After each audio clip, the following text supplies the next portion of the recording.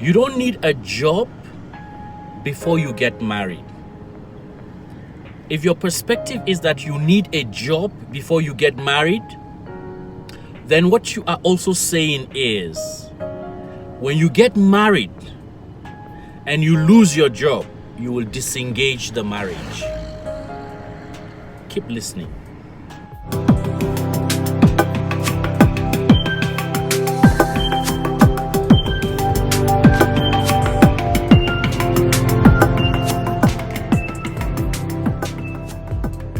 You're welcome to my YouTube channel.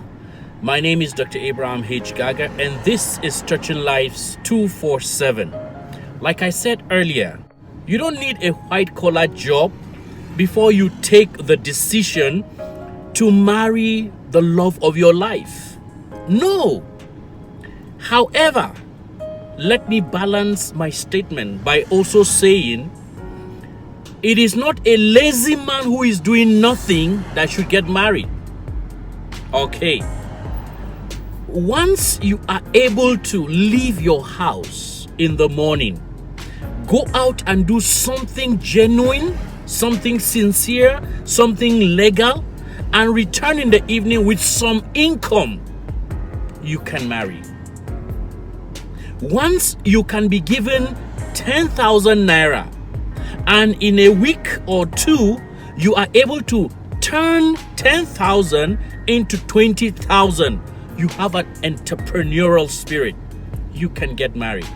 The white-collar job, office job, politics, or whatever it is that we call job is not the foundational baseline before you get married. Because like I said, if you base it on that, then the day you lose your job, whether you people have 2 children, 5 children, since having a job was the basis for getting married, then losing a job would become the basis to disengage the marriage contract. And let me explain further. Listen, beyond just income, marriage is faith. Oh yes, stepping into marriage is faith. Nobody knows how the family is going to look like. We all fall in love with the women we fell in love with and got married to. But we trusted God in faith to live together. So the marriage journey is a journey of faith. Faith in a God that knows the future and that will lead both of us. May I just say very quickly here that no couple understood when they were saying for better, for worse, for richer, for poorer. You didn't know the degree of poverty. You didn't know the degree of wealth. You didn't know, the kind of sickness that will advance against either the wife or the husband. So that statement is a statement of faith that God, even when our health is debilitating, I'm trusting you to help me work this marriage out. That even when financially things are not the way we expect, I am looking up to you to be able to help me through in this journey. And so marriage in itself as a journey is a journey of faith. Marriage is also family.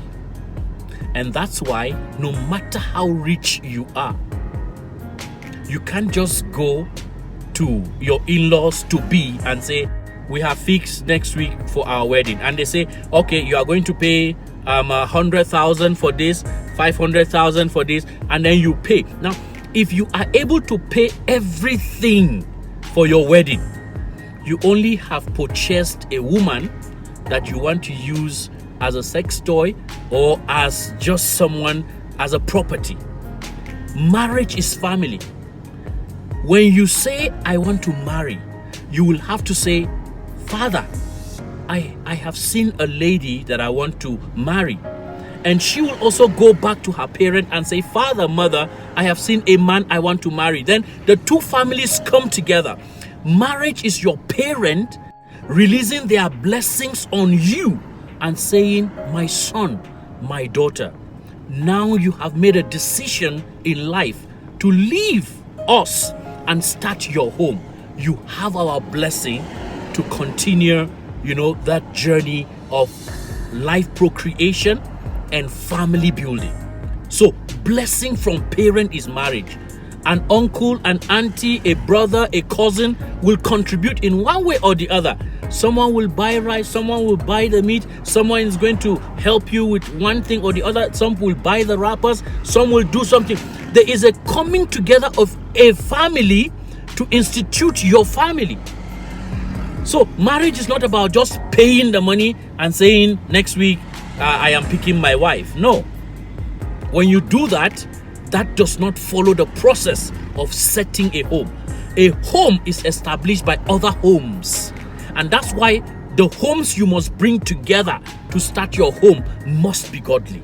Otherwise, if they have one diabolic mindset or another, that is what they will institute in your new home. So you must be conscious of which families and homes will I bring together to help me institute my own home. Marriage is a journey. Okay? And so, please, brothers and sisters, understand this. It is not getting a job that should be your pivotal dream before you settle down or get married. No, there is a time. You have a time clock. When that time reaches, and you understand that I will want to settle down. And God helping you, you will be able to settle down. Let me also say this before I close this sharing. In fact, for some people, it is the wife you marry that will be an open door to your financial breakthrough in life. Yes, for some of you, it is the husband you marry that will be a breakthrough to your educational success or financial prowess or, learning in life. We complement each other. You can even have a young man who is so rude and not, organized. When he gets married, it changes. She comes to his life and makes him a man. You can have a woman, a lady, who is not concerned about certain things in life and just living her life carelessly. When she gets married, she is humbled and brought to her senses. Marriage is an institution where the man and the woman are made in the presence of God. I hope you have learned something from what I have shared. And I believe that we'll move in this direction to understand marriage is not about money, it's about the time that it has reached. Marriage is not about just you yourself doing it, it's about bringing other godly homes to help you institute your own home. Wherever you are, keep touching life so that together we can build the kingdom of God. Until I come your way again some other time, my name remains Dr. Abraham H. Gaga. Do have a blessed week and a fruitful 2022.